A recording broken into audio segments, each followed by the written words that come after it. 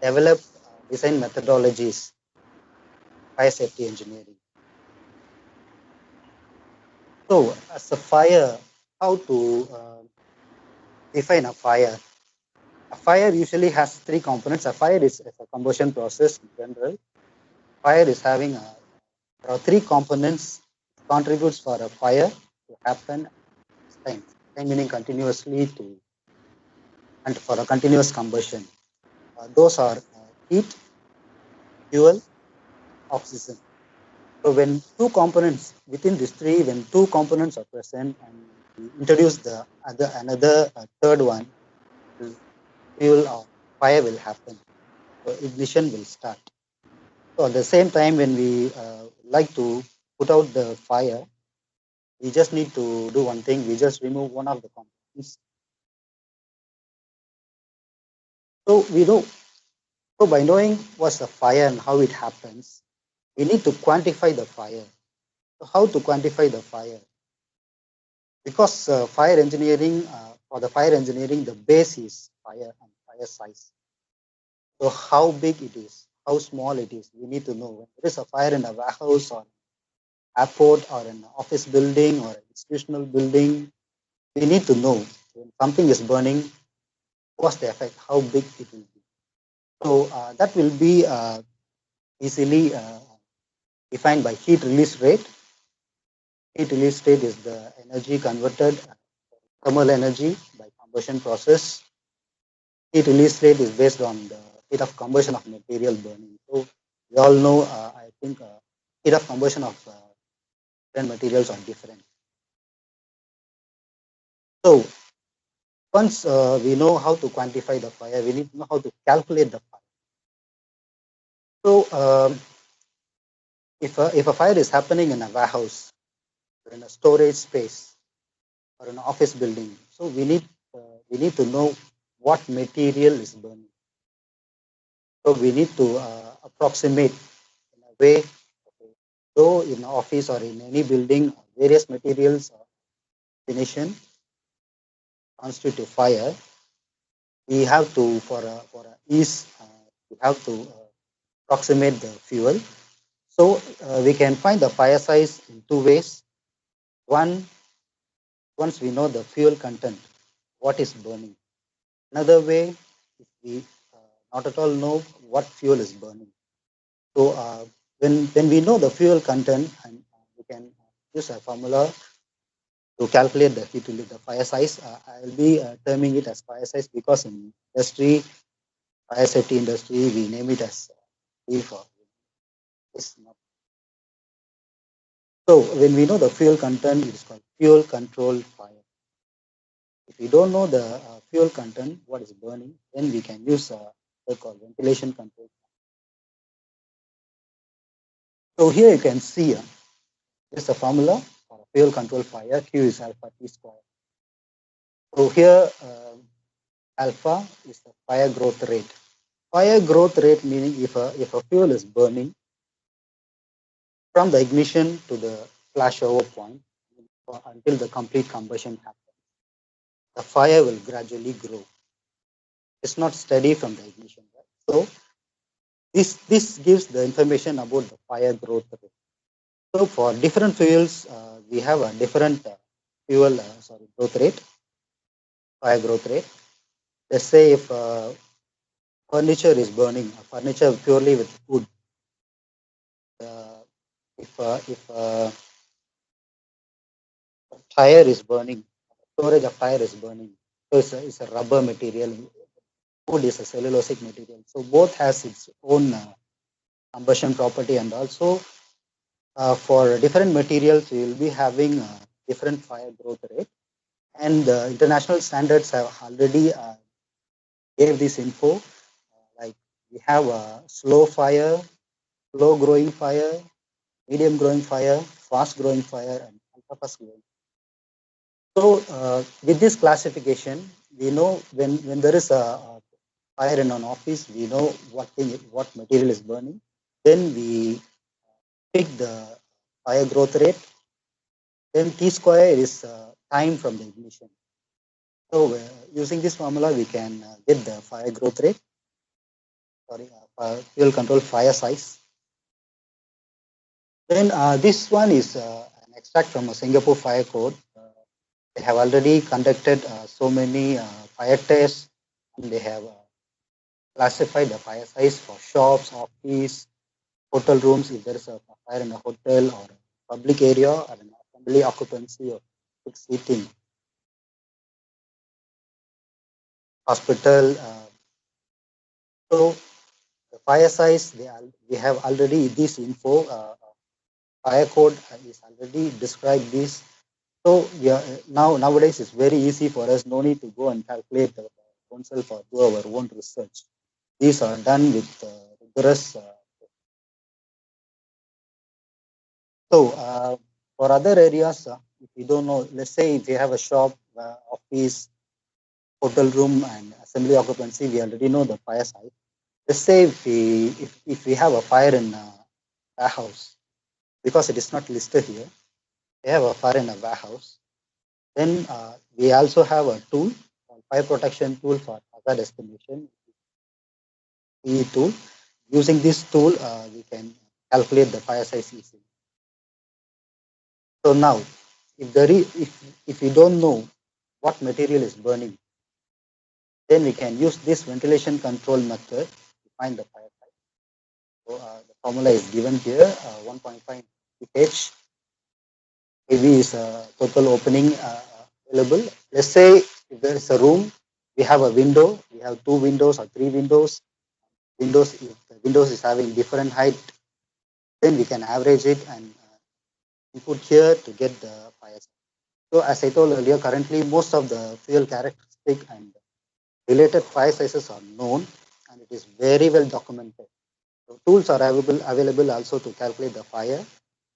So and also there are institutes and fire engineering groups focuses on development of fire engineering. So those groups will continuously update.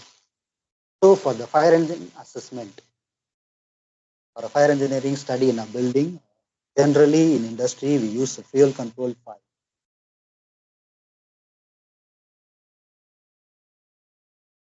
So these are the effects, adverse effects actually, to be frank, very bad. I myself got so much shocked by knowing in 1995 in Haryana there are 300 deaths. Odisha is 200. It's a lot. It's a lot. So latest in 2013, I don't have the latest data. Sorry for that. In 2013 in Karnataka there is a market fire. So we know the hospital fires. There are so many fires in Sivakasi. Every year there is an explosion. So in general, we know the deaths from the fire are not due to the heat produced from it, but mainly or mostly because of the products of combustion. So this data will show a source from UK. So we can see 41% and 20% separately, which constitutes to other than the direct effect of heat. So it's, it's important to study and to focus mainly on the combustion products, CO2, carbon monoxide, carbon dioxide.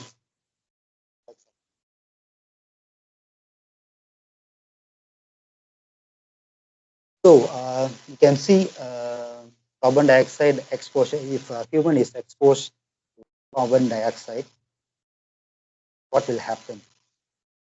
I have two tables here. One shows percentage of CO2 in air. This shows how long maximum exposure limit. So if you see for 1%, you get breathing rate will get increased. If it is 2%, 15% increase in breathing rate. So if it is prolonged, 2%, if it is prolonged, then you can cause headache and if you see the list, if it is 11 and more, rapidly you will be unconscious. Prolonged exposure of this 11 and above cause death. So when what's the maximum exposure limit if you see? If it is a 1% concentration, so Here the table says indefinite. I don't believe it, but still it's a data. So if it is 1.5%, 480 minutes we can withstand social limit. If it is 7%, less than 3% only, sorry, less than 3 minutes only. So it's very, very important to think about these products of fire, because when there is a fire in a building, we not only intend to remove the smoke, also to allow the occupants to escape safely to the safe exterior open space. So when the from the start of ignition, escape time has to start. So before the occupant escape, we should keep the escape routes clear of smoke to, to avoid death. So fire safety engineering. What's a fire safety engineering? It's just we know already heat transfer, mass transfer, thermodynamics, fluid dynamics, and combustion materials. So after knowing, with this knowledge, after knowing the fire phenomena,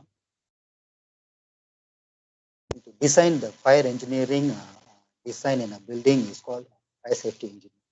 So without the knowledge of heat transfer, mass transfer, thermodynamics, fluid dynamics, combustion, fire safety engineering is happening. So it aims to reduce loss of life and property due to fire. So I think I have listed some area of study in fire safety engineering.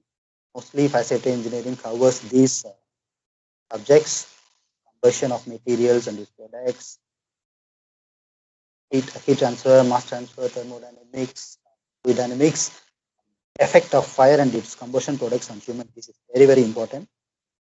And of course, the heart of fire safety engineering, which is smoke control system. This is where we design. This is what we design in fire safety engineering, knowing the principles. This is where this is what we use to remove the smoke product of fire, and to help the occupants to escape with a safe exit. So it will cover smoke control system. And under smoke control system, the ventilation system, either is a mechanical system or natural system. Design of escape routes, detection and suppression system. Detection and suppression system is also a very important subject to know, because without this, right, if you don't detect the fire at the beginning, or if we don't suppress the fire after we know, then the ventilation or smoke control system what we design is a waste of time. So another topic, another subject maybe structural behavior, risk assessment, and of course fire codes and standards. So these are the area of studies. If we need to focus on fire safety engineering, we need to get to know about this. So I think I don't want to talk about heat transfer, mass transfer, because guys already in touch. So I straight away go to smoke control components, smoke control system, how it is designed and what all the components involved. So smoke control system components are detection system. First, we need to detect the fire. We cannot allow the fire to grow happily. Finally, we escape. It did not happen. So detection is very, very important. So detection system is, there are components called smoke detectors, flame detectors, heat detectors are there. These are used in, according to the location that it is required, we use different types of detectors, smoke detector or flame detector. But flame detector can detect very fast when compared to smoke detectors and heat detectors, because flame detectors, the principle is different from smoke detectors and heat detectors. These two smoke detectors and heat detectors requires the smoke to go and touch detector. Then only it can detect the fire. can sense the fire. But a flame detector is different, has its own IRRR irradiation, ultraviolet radiation, infrared radiation, always scanning the area and very, very fast to. I heard within 30 seconds, if there is a fire, within 30 seconds, we can detect a fire. So once we detect the fire, we need a suppression system. Suppression systems use sprinklers, water monitors. I don't know whether you guys heard about this. Sprinklers or just if you go to a shopping mall or thing for airport or any commercial buildings, right?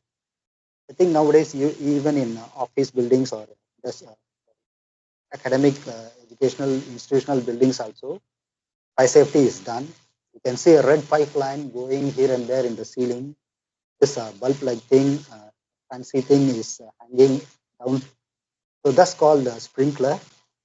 So the use of sprinkler is when there is a fire and the smoke reaches to the sprinkler at the ceiling, the sprinkler will be having a bulb. It will there will be a sensor, a bulb with the fluid. If the heat of the fluid, I mean the heat of the fluid increase to level, it will burst. So when it bursts, the pipeline will be having already loaded with water. So when it bursts, then the water suppress the fire. This is the principle. Then of course we need an alarm system. Once it is detected, central alarm be given to alert the occupant for the escape. Then after detection, after alarm, then we have to activate the mechanical or natural smoke control system what we design in. So it can be mechanical. It is smoke extraction fans. So we need to activate. Once the alarm is there, there will be a connection directly to the mechanical exhaust fan to activate automatically. Then also for the smoke, natural smoke control system, if it is if we use ventilators, in normal condition it is closed. There is a fire, the alarm will activate it to open through the electrical signals. So another important component of smoke control system is smoke curtains and smoke barriers. These are required to contain the smoke within a particular limit. Let's say if you have a 100-meter square by 100 meter square, 100 meter by 100 meter room, we cannot allow the smoke to flow freely to one end to the other, because when the smoke, when there is a fire, smoke is formed. When the smoke is formed, it reaches first the ceiling. After hitting the ceiling, a ceiling jet high speed will be created, flows laterally. So when it flows laterally, right, as you know, it, it loses its energy by as it is moving, because there are resistance. So when it loses energy, it will descend. The smoke will not be at the high level happily, because only if the smoke temperature is high, it will be at high level. If the smoke temperature is less, then it will definitely come down. So when it comes down to the human level. If it comes down to the human level, so humans or occupants are exposed to the smoke. So as we see before, the exposure limits and all. So if within the exposure limit time, if occupant is not escaped, then they will be dead. So smoke curtains and smoke barriers is also very important component of smoke control system. So why we do the smoke control system? What is the scope? Simply by putting a fan or a ventilator, how it works, what's the scope? We need to know that.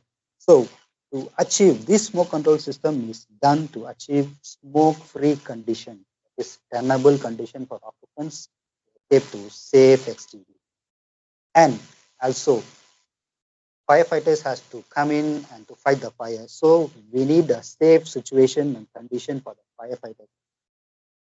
Apart from that, properties, valuables, we need to save from the fire. So these are all the scope why we do a smoke control system.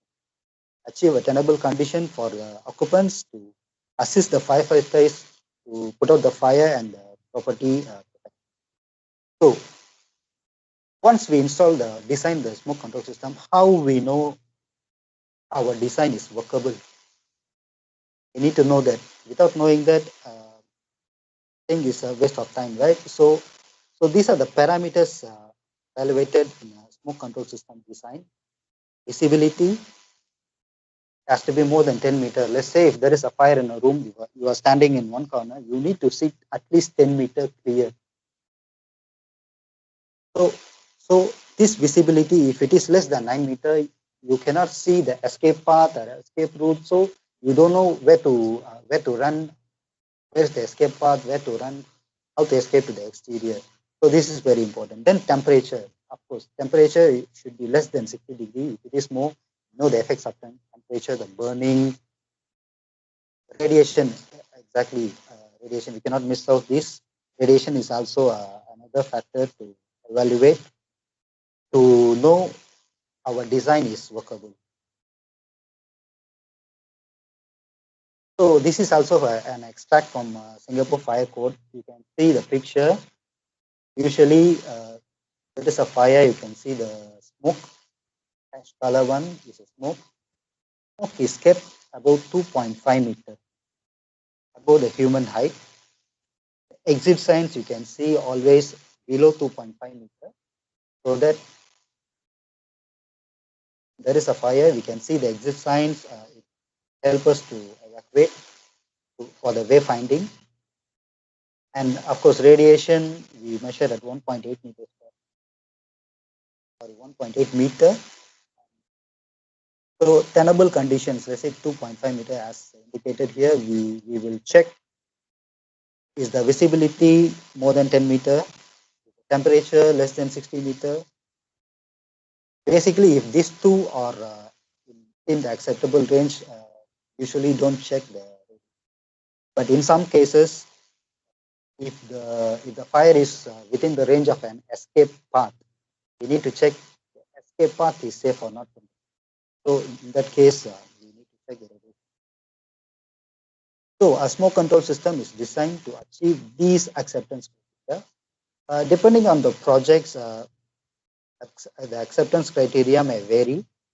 All the acceptance criteria is well documented. We have fire codes and standards which states all the acceptance criteria and technical criteria. So depending on the analysis, the acceptance criteria varies, but in general, we will evaluate visibility, temperature. So just pictures of components. You see, this is a smoke curtain. Smoke curtain. If you see, it is descending from the ceiling. So when there is a fire here, right, we don't want the smoke to come down here and go through this opening, the flow opening above. We call it as APM space. Go and spread to the other floors. So the smoke curtain will be dropped to contain the smoke within this flow itself. It's a smoke detector. Also here you see traction ventilators. If it is air conditioned space, we don't want to open permanent opening. We don't design a permanent opening because of the air conditioning, right? So we'll be using ventilators. In normal condition, it will be in closed position. There is a fire, alarm will activate ventilators to open. So these are the smoke control system components. So you see when there is a building and we don't do any smoke control, what will happen? You can see there is a fire in one corner and there is an exit door in a left. So when the fire is there, if there is no smoke control, the smoke travels, fills up all the ceiling and descends because it will lose its energy or the production of smoke is a lot. So what happens is it obscures the exit door. So a person standing here in this corner cannot move out. So this is the cause. This is what happens when there is no smoke control system. So now we have a smoke control system. Say either in the roof you can see this portion, either it is a spiral smoke ventilators or a mechanical fan. This is a fire. So the smoke comes up, ventilator is open, smoke is exhausted. You can see there is a red color line, right? This smoke curtain or a smoke barrier, so that we don't want the smoke to travel happily to this end. For example, use of smoke curtains and smoke barriers, smoke extraction at the high level and the fresh air at the low level. For a smoke control system, sorry, I mentioned, forgot to mention, for a smoke control system, it's not only we remove the smoke, we also need to supply the fresh air in compartment or in the space where we are removing the smoke. Because once in a closed compartment, if you remove air, vacuum will occur. So we don't want that to happen. If that happens, the what are all the components we put like extraction fans will not effectively work. So we need to supply fresh air. Say if you are extracting 10 meter cube per second, the same supply should be the fresh air should be given to that. The fresh air is coming in here. Smoke is exhausted. Roof level itself. We don't allow the smoke to be. So this requirement of how much capacity of fan is required to keep this smoke above the human height. There are calculations and methodologies. We use those things and we do the calculations using CFD to get the results to say the client that okay, this building need this much of mechanical extraction and this much of share. These components like smoke barriers or smoke curtains to declare it as safe. So this is a typical multi-story building or atrium space. The central skylight below this open high ceiling space is atrium space. So when there is no fire safety, this type of building, you can see the smoke easily descend. So the people occupant here will get affected. So we can use smoke control system component, use fan or ventilators. We can drop the curtains around void. I mean void is the open spaces. So the smoke is not allowed to spread to another floor. This is also another important factor. There is a fire in one floor. We need to contain that same floor, or we, we should not allow the smoke to spread to another floor. So this can be done by implementing the smoke curtains, dropping the smoke. The smoke curtains are like just the sheets which can withstand even 600-degree during fire, the smoke temperature. It will also get activated just like a traction fan and ventilators. There is a fire, when there is an alarm, all these components will get activated automatically for the smoke control. So when there is a building with smoke control, no smoke logging, and it helps for safe escape. Now, computational fluid dynamics. We all know that computational fluid dynamics is a system involving fluid flow, heat transfer, and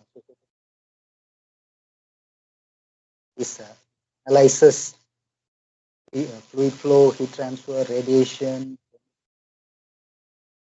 combustion, evaporation. Something has some area which left out. This CFD is very, very powerful and widely used software in both industrial and non-industrial.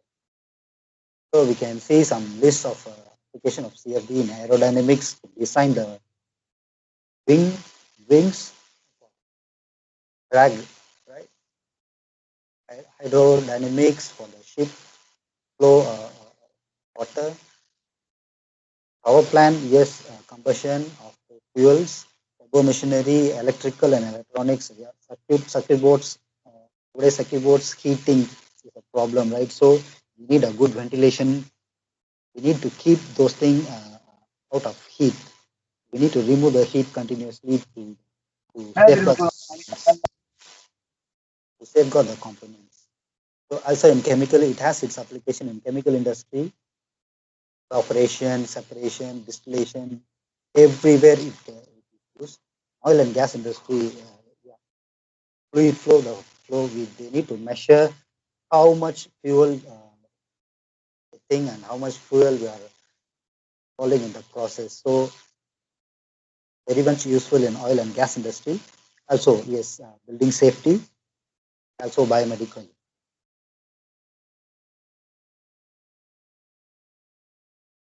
So what's the use in CFD in fire safety engineering? How it is done? Fire safety engineering mainly deals with occupant safety, in property safety, both real or non-commercial. You want to do a fire safety engineering. So there are codes and standards available to design fire safety in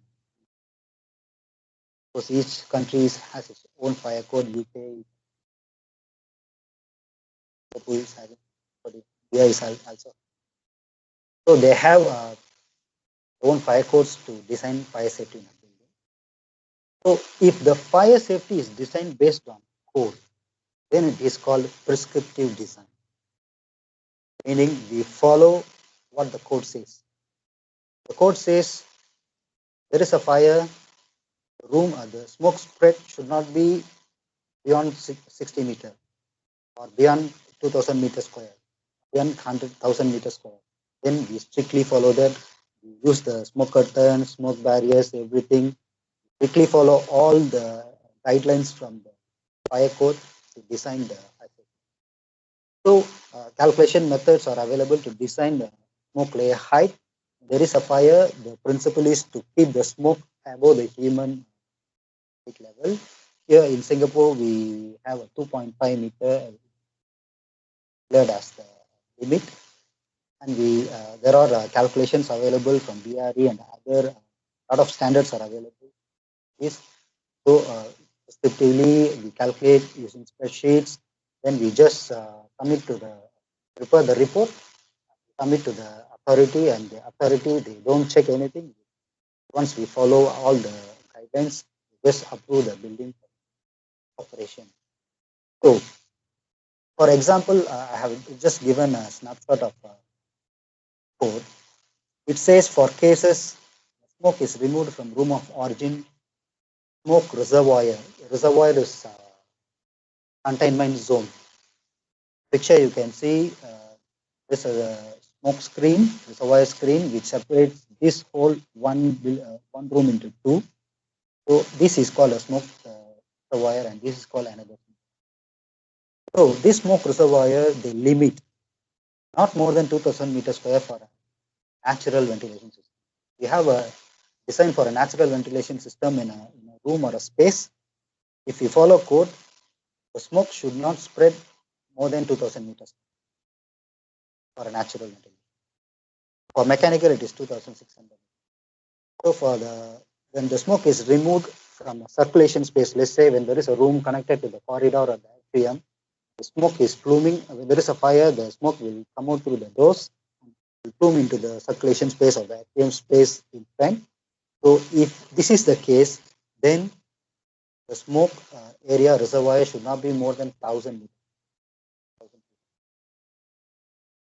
Okay. This is very, very hard to follow, unless otherwise the design itself supportive to for the for, because nowadays you can see shopping malls, commercial buildings, IT parks nowadays are designed high, very high atriums for aesthetic look. The architect design dream for these kind of looks. So we cannot, for this kind of buildings, we cannot just straight away, fire safety engineer cannot say, okay, in this space you just drop a curtain or you put a barrier. It will look ugly. So it's devastating for the architects' dreams. The owners also don't like, and of course, consumers, the occupants going in for the shopping mall, they also don't like because it will look ugly. So these are the reasons why always prescriptive design is not followed. What we will do if prescriptive design cannot be done? There is a way, there is a method called performance-based design, which uses CFD. So here comes our hero, CFD. Using CFD, we can simulate the fire by deviating the code. Let's say they said earlier, if the code says 2000 meters square, we can have 5000 meters square. And we can argue that with our proof with the CFD that, okay, deviate from your requirement, but still I can achieve your requirement of acceptance criteria, stability, temperature, and radiation. Still I can achieve. So here comes the use CFD in fire safety engineering. We follow a fire code. When we follow a fire code quickly to design fire safety engineering, we no need CFD. If we require deviation from the code requirement, we don't want to follow the code requirement, then we can use CFD to prove. Using CFD, I can still prove that even with this deviation, I can achieve the tenable criteria for that.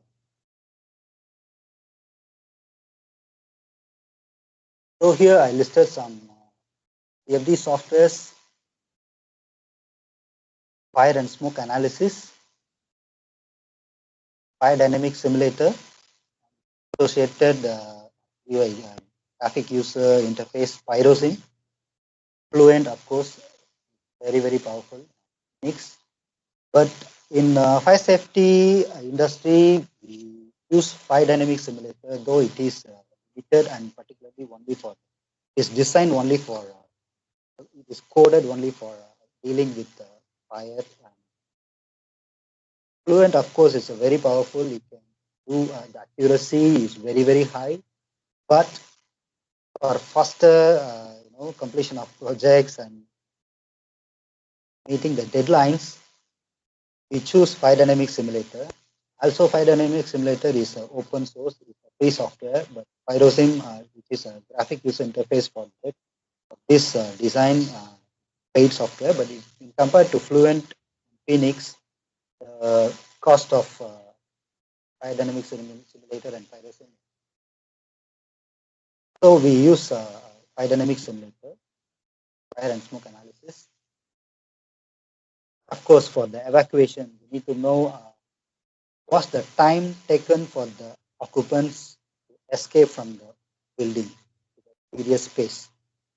This is also a very important factor because, as I said, before the occupant escape the exterior, we should not design the smoke layer to descend to human height because it will. So the evacuation analysis softwares or STEPS, Pathfinders, Simulex, and Express. These are the approved and listed by Singapore Fire Code, Fire Authority. In our company, we use Pathfinder, also Simulex. For fire and smoke analysis, we use Fire Dynamic Simulator. So this Fire Dynamic Simulator is developed. This code is developed by National Institute of Standards and Technology. It is designed to simulate thermally driven flows within the building. Cannot be used as Fluent. Fluent has its broad application. Unfortunately, Fire Dynamic Simulator is limited only to fire. It is not accurate if you use for other applications. Then the numerical grid is also a rectangular one. So we cannot mesh a face or something. The whole model will be immersed in a rectangular grid, numerical grid. So this is another factor in biodynamic simulator. And but still we can do the mesh independent study, which is a grid resolution study, usually to see whether there is a change. If we have this done before the CFD, after getting a result, we need to validate.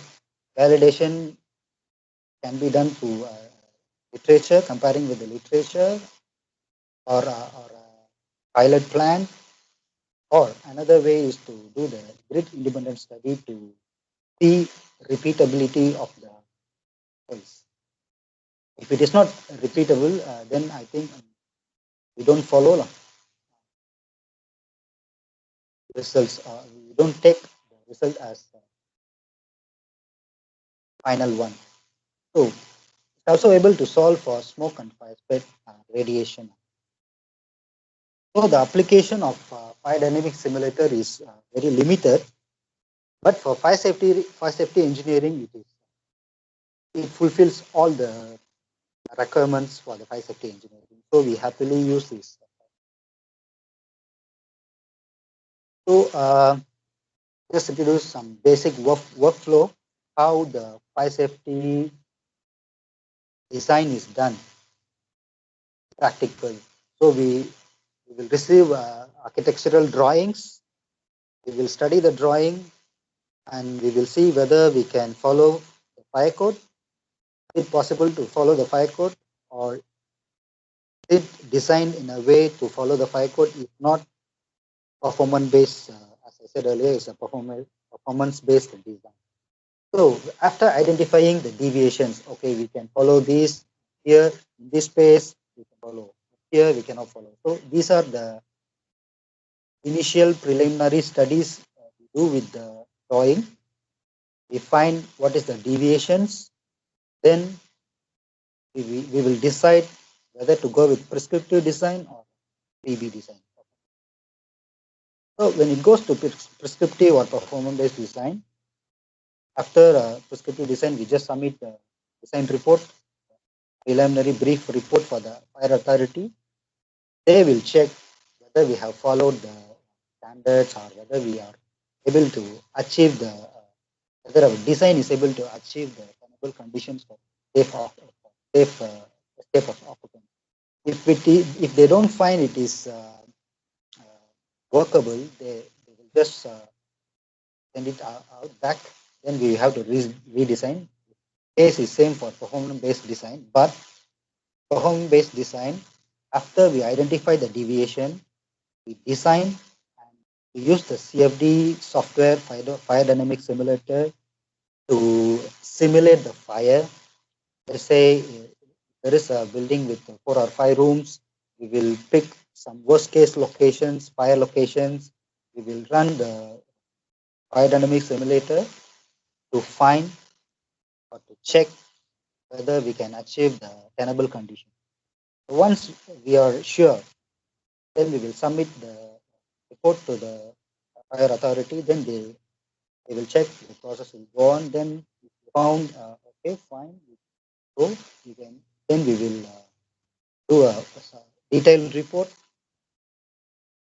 putting all the results, everything, design details, and we submit the detailed report. Then approval is given. So this is the basic workflow in a fire safety engineering.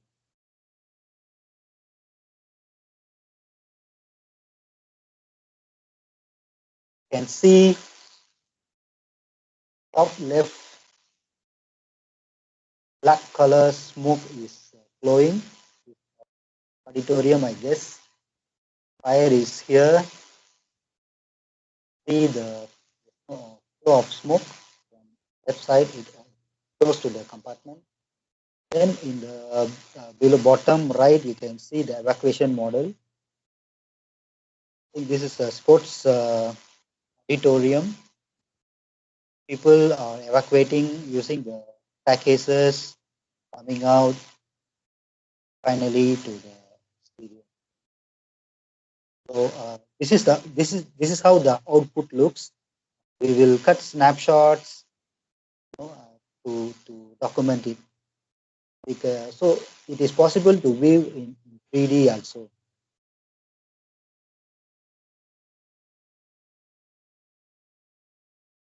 This is another example. It is a recent project. Residential apartment. You can see left side have one, two, three, 6 units with a central corridor here. We design this corridor is away from the. This corridor is not ventilated. This is also is not properly ventilated. This is also a code requirement.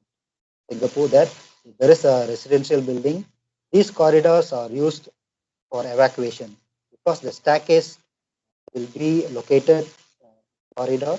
So the occupants in every floor needs to use this corridor to go to enter into the exit staircase to go to various space. So this corridor has to be clear of smoke. So fire code has some requirements that the corridor should be within this distance from open sky area. Those things. So if the design of the building is not complying to the guideline, then we use CFD. Check. You see, we have run a fire in this unit and we allow the smoke to flow through the corridor. And here on the right side, we check the slice. I mean, the contour usually we see in, they always say in the fluent results, we call it a slice. Fluent will call it as contour. So this contour plot you can see the range is 0 to 10. The blue color is 10, meaning the visibility. If there is a blue color, you can say that the visibility is more than 10. So after the door is closed, you can see the smoke comes out. So the smoke flows out, door closed, then the smoke gets ventilated naturally. Therefore, we are having 10-meter visibility. So this is how we present the cases. This is how we analyze fire safety engineering design using the CFD. So another part of fire safety engineering is the evacuation. Evacuation of occupants during a fire is as important as the smoke control system. You cannot just leave as it is the occupants by just switching on the smoke control system. So we need to, because there may be some accidents, suddenly there may be some equipment failure, so we cannot allow occupants to stay and watch how the smoke layer, how the smoke control is working. So we need to evacuate the occupant. So following are the key items in evacuation during fire. Exit staircases. In any building, multi-story building, because staircase is required for a multi-level building. We need staircases. If there is any fire, people either take staircase. Ground level, people can directly exit to the exterior space, but occupants at the higher levels, they need to take exit staircase because they cannot go into the fire zone, get affected. So the exit staircases are very important, and the discharge point of the exit staircases should be to the safe exterior open space. These exit staircases also has to be ventilated by means of natural or mechanical. And another key item is protected corridors. Let's say if you are too far from the staircase, if a building is designed too far, designed with minimal exit staircases, and if there is a situation that if occupant is a remote point from the exit staircase, then we have to use a protected corridor. Protected corridor is a construction, it's a closed construction. Once we enter the corridor, it will lead to the safe exterior space. So usually these protected corridors are constructed of fire rated walls. A fire rating is just like the wall or the material of construction will withstand fire of 250, temperature of 250 degrees C for 1 hour or 2 hours. This is the rating. 1 hour fire rated walls are there, 2 hour fire rated walls are there, depending upon the dimension of the wall. We can say is 1 hour or 2 hours. So the construction of protected corridors for the escape has to be fire rated, or we can use pressurization. We can pressurize the corridor by mechanical, by supplying air, so that when there is a fire, when people enter, after entering, even the door is open, the smoke cannot come into the corridor because the pressure inside the corridor is more than surrounding. So always the pressure flows high to low. So it will push the smoke away. It will not allow the smoke to come inside the protected corridor. So this is how a protected corridor can be. Then another important factor item is provision of exit staircases. Number of in any building, if a owner or a architect is planning, they will know how much occupant, how much people we can allow in the building. So this is termed as occupant load. Fire code has a lot of occupant load factors. They will say per meter square how many persons is allowed.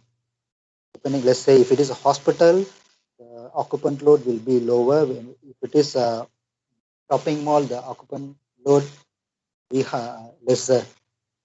So depending upon the occupant load, how many people can occupy the space, the number of exit packages has to be provided. So also width of, let's say we have to go through a corridor, but the corridor door is only 0.5 meter, which is very, very less. So they have the code also has minimum requirement. Corridor has to be 1 meter and 1.5 meter, and the door has to be minimum 1 meter width, so that it will allow a smooth flow of occupants during, because occupants will be crowded, though it is not smooth, the occupants will crowd. So to ease the evacuation, we need to have a minimum. Then another important thing is exit signs. If you are new to the building, if you are familiar, yes, you can just straight away run. There is an alarm, just straight away run to the exterior space. But if you are new to a building, so how to find exit ways? These exit signages are like illuminating type installed under 2.5 meter everywhere along the escape route design. So with these signages, we can easily find the escape route and escape. And another important thing is early detection of fire, as I mentioned earlier. Fire has to be detected immediately. Immediately, the alarm should be given to alert the occupant. So evacuation, these are the key items in the evacuation. This graph, you can say schematic also, shows the evacuation, how we calculate what are all the parameters involved in evacuation assessment. So from the ignition, first you can see there is a detection time is there. So when there is a fire, detectors or whatever, smoke detectors or flame detectors, whatever we install in the zone, compartment, space, to detect the fire. So it will take definitely some time. It is not like just right away ignition, fire cannot be detected by the mechanism. People can detect. People can see if they are near to fire, they see fire, they run away. But to operate the smoke control system, this detection is important. So this is a detection phase, and after detection, we have people have to recognize what it, is it just a general drill, really is a fire. So they need to recognize, they need to see, they watch what happens. And when they see smoke, then only they can start to react. Until they confirm, they don't. They just simply look around and see why is this alarm, thing like that. So there is a recognition time. And after that, so these two in combination we call as pre-movement time. After the detection, there is an alarm. People will recognize, then respond. So this time is pre-movement time. Then after that only the actual escape time starts. So this, as I mentioned earlier, the evacuation can be done in CFD using Pathfinder. So for the movement time to be determined, we use Pathfinder. So for a safe escape, we need to add these three components: detection time, pre-movement time, and movement time, to find what is the required safe escape time. Then after that, once we know that, we parallelly run the CFD to check how long the smoke control system is effective. Usually 30 minutes we run. The simulation will be run for 30 minutes, not be more than that in real case. Why we run 30 minutes? Because in any building, if there is a fire, there are sprinklers to control the fire. When the sprinkler is controlling the fire, it is by the water. So the storage of water is very important. So this timing, we cannot have an indefinite happy time for the evacuation, because when the water in the sprinkler tank over, then there is no water to suppress the fire, to control the fire. So when there is no control, then fire, if there is a fire, it will grow fast. So that's why we have this. We need to know this available safe at this time and for 30 minutes. So the sprinkler tank capacity is a factor to consider in we design fire safety in building.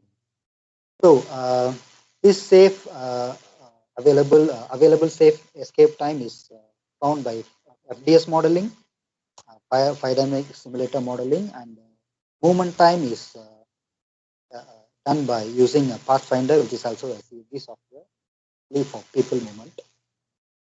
So with these two data, we can come to a conclusion that, okay, when there is a fire in this building, evacuation time for the occupants, the total occupants in the building is this much, let's say 400 seconds or 500 seconds. Then we will check the available safe egress time from the FDS.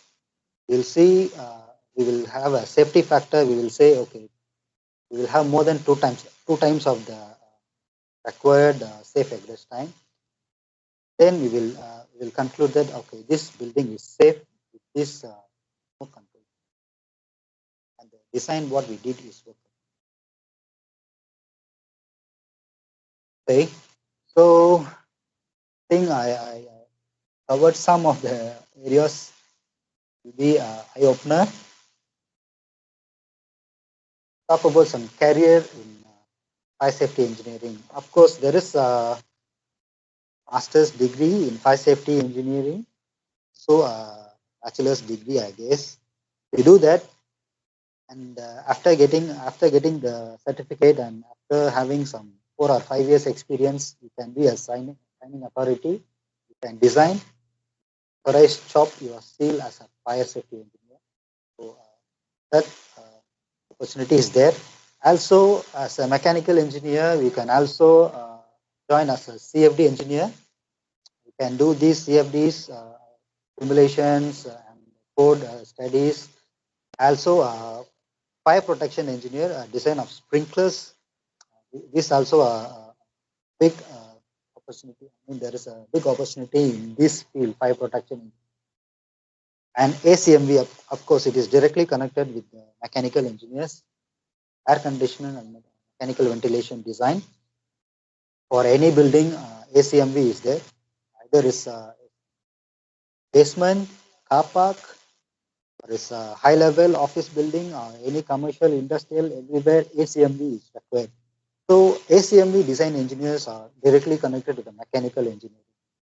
So you can have so these four are the possible opportunity you can have. Of course, if you finish fire safety engineering degree, then have a safe life ahead. Then other than this fire safety engineering, building related like green building profession is there. So, there are a lot of green building certification institutes.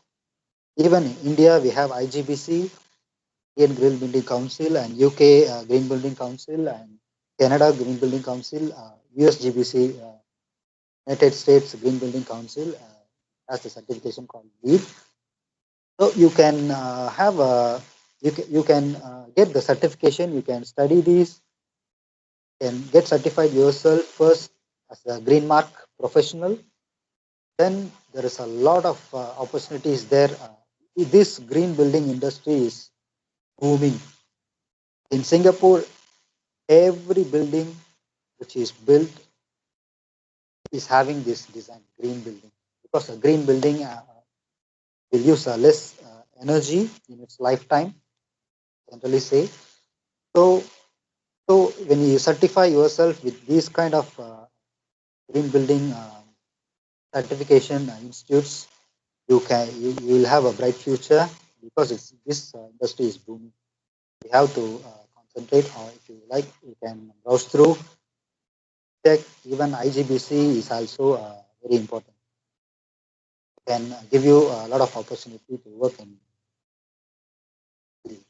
Also, in green building, also there is softwares like energy modeling and daylighting softwares, which are used as a part of green building. So if you have this software knowledge, there is also opportunity for you guys to get a career in green building. I think I have given a very basic brief eye-opening to the fire safety engineering and application of CFD in fire safety. Guys.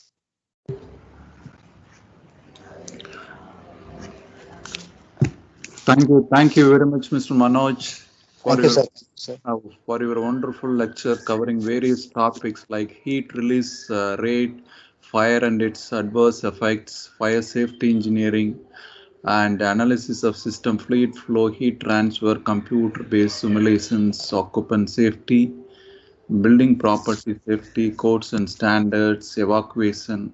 Finally, career in fire safety engineering. So, a very wonderful lecture you have given. And now I request our students to interact with the guest speaker. Please, students.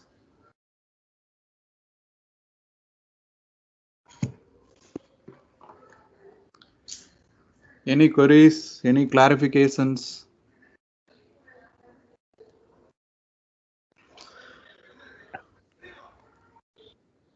Mr. Manoj, PH Techல எந்த year முடிச்சீங்க நீங்க?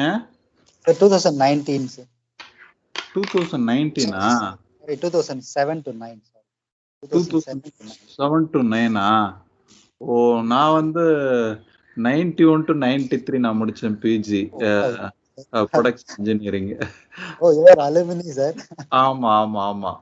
அது இல்லாம வந்து நான் அங்கதான் work பண்ணேன், கிட்டத்தட்ட ஒரு 6 years ஒர்க் பண்ணேன் பிஹெச் டெக்ல. ஓ கிரேட் சார். அங்கதான் டாக்டரேட் முடிச்சேன் நான். அங்க டாக்டர் எஸ்ஆர் தேவதாசன் தான் என்னுடைய கைடு. ஓ கிரேட் சார். மோகன் ராம்லாம் இருந்தாரா நீங்க படிக்கும்போது? இருந்தாங்கன்னு நினைக்கிறேன் சார். ஓ சரி சரிங்க. ஓ பிஎஸ்சி டெக்ல எனர்ஜி இன்ஜினியரிங் தனியா ஒரு டிபார்ட்மெண்ட் வந்து. ஆமா ஆமா ஆமா தெரியும் தெரியுங்க. ஹெச்ஓடி எல்லாம் வேற. ஓ, சரி சரிங்க. நான் இருக்கும்போது அது பிரின்சிபால் வந்து ராதாகிருஷ்ணன் நாயர்னு ஒருத்தர் இருந்தாரு. இப்ப இன்னமும் அவர் ஒர்க் பண்ணிட்டு இருக்காருங்க. ஓ அப்படிங்களா சார்? எனக்கு தெரியும். His age is more than 85. வா, எப்படி சார் முடியுது தெரியலீங்களே. பிஹெச்டி அட்வான்ஸ்டு சயின்சஸ்ன்னு சொல்லி ஒரு டிபார்ட்மெண்ட். அந்த பிஹெச்டி ஓகே. இண்டஸ்ட்ரியல் இன்ஸ்டிடியூட்டுக்குள்ளேயே அவர் வந்து அது தனியா பாத்துக்கிறாரு. ஓ ஆமா சார், ஒரு செப்பரேட் பில்டிங் இருக்கு. ஆமா ஆமா ஆமாங்க. Good to know sir, good to know sir. அலுமினிக்கு இப்ப ரீசெண்டா நடந்த அலுமினி மீட்டிங்ஸ் இந்த மாதிரிலாம் எதுவும் பார்ட்டிசிபேட் பண்றீங்களா இல்ல எப்படி? எங்கங்க இங்க வந்து ஒர்க் பண்ணதுக்கு அப்புறம் வேற எங்கேயுமே போக முடியலங்க. அப்படிங்களா? ஒரு ஆமா. குரூப் இருக்கு சார், ஆக்சுவலா அலுமினி குரூப் இருக்கு பிஹெச்டி. ஓ, ஆமா ஆமா இருக்கு. பட் இங்க எஸ்ஆர்எம் வள்ளியம்மேல சேர்ந்ததுக்கு அப்புறம் நோ வேற டைம். எந்த ஒர்க் இல்லை. இல்லைன்னா சாட்டர்டே ஈவினிங் 6 to 8 நம்ம இப்படி பேசிட்டு இருப்போம் நினைச்சு பாருங்க. நான் கூட நினைச்சேன் சார், என்ன சாட்டர்டே ஈவினிங்கா அப்படின்னு.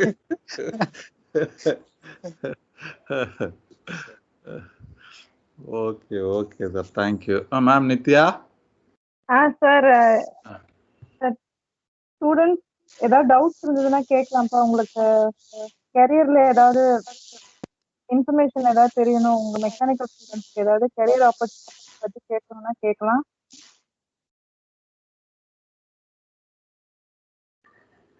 Ma'am, I will give my email ID. You can pass to students. Maybe this time they don't want to ask.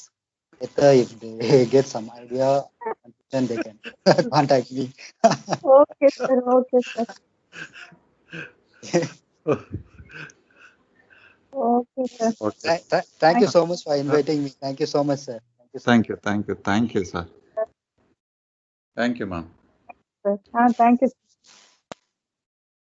Thank you.